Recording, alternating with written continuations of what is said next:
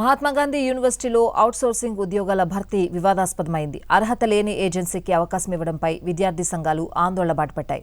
నిరుద్యోగులకు విద్యార్థి సంఘాలు తోడయ్యాయి. మితిమీరిన రాజకీయ జోక్యంతో యూనివర్సిటీలో నియామకాల ప్రక్రియ వివాదాస్పదంగా మారింది. మహాత్మాగాంధీ యూనివర్సిటీలో అవుట్సోర్సింగ్ ఏజెన్సీల ద్వారా జరిగిన ఉద్యోగాల భర్తీ వివాదాస్పదంగా మారింది. యూనివర్సిటీ నిబంధనలకు విరుద్ధంగా L2 ఏజెన్సీ భార్గవి ఎంటర్ప్రైజెస్కు పోస్టులు భర్తీ చేసుకునే అవకాశం కల్పించడం విమర్శలకు దారితీసింది.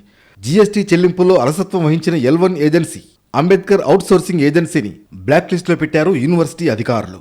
L2 ఏజెన్సీ భార్గవి ఎంటర్ప్రైజెస్కు అర్హత, పరిమితికి మించి పోస్టులు కేటాయించడంపై అనుమానాలు వ్యక్తమవుతున్నాయి. నిబంధనల ప్రకారం L3 ఏజెన్సీ ద్వారా మాత్రమే యూనివర్సిటీలో అవుట్సోర్సింగ్ ఉద్యోగాలు భర్తీ చేయాల్సి ఉంది. అందుకు విరుద్ధంగా L2 ఏజెన్సీ ద్వారా భర్తీ చేయడం వెనుక యూనివర్సిటీ అధికారులు అత్యుత్సాహం చూపించారని విమర్శలు వెల్లువెత్తుతున్నాయి. యూనివర్సిటీలో పలు రకాల ఉద్యోగాలను అవుట్సోర్సింగ్ ఏజెన్సీల ద్వారానే నియామకం చేస్తున్నారు.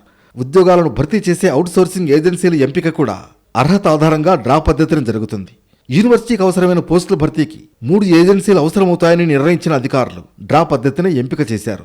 అలా ఎంపికైన ఒక ఏజెన్సీకి 100 కంటే ఎక్కువ పోస్టులు భర్తీ చేసే అవకాశం ఉండదు. తాజాగా L1 ఏజెన్సీ జీఎస్టీ వివాదంలో చిక్కుకోవడంతో బ్లాక్ లిస్టులో పెట్టింది యూనివర్సిటీ.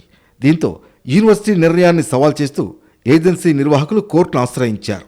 మే నెలలో L2 ఏజెన్సీ ద్వారా 41 పోస్టుల భర్తీకి అనుమతి రాగా 50 పోస్టులను భర్తీ చేశారు నిర్వాహకులు.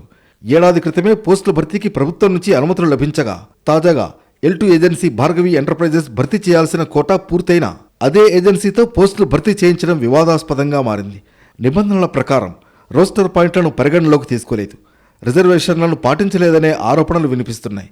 పోస్టుల భర్తీ సమయంలో పెద్ద ఎత్తున నగదు చేతులు మారినట్లు తెలుస్తోంది. గతంలో ఉద్యోగాల భర్తీకి నోటిఫికేషన్ ఇచ్చి దరఖాస్తులను స్వీకరించేవారు. వాటి పరిశీలన అనంతరం పరీక్ష లేదా ఇంటర్వ్యూ నిర్వహించి నియామకాల ప్రక్రియ పూర్తి చేసేవారు.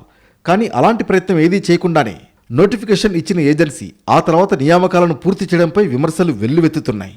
మహాత్మాగాంధీ యూనివర్సిటీలో అక్రమంగా భర్తీ చేసిన అవుట్సోర్సింగ్ ఉద్యోగాలను వెంటనే రద్దు చేయాలని, ఏజెన్సీ నిర్వాహకులపై, పర్యవేక్షణలో విఫలమైన యూనివర్సిటీ అధికారులపైన విచారణ జరిపించి చర్యలు తీసుకోవాలని విద్యార్థి సంఘాల నాయకులు ఉన్నత విద్యామండలికి ఫిర్యాదు చేశారు.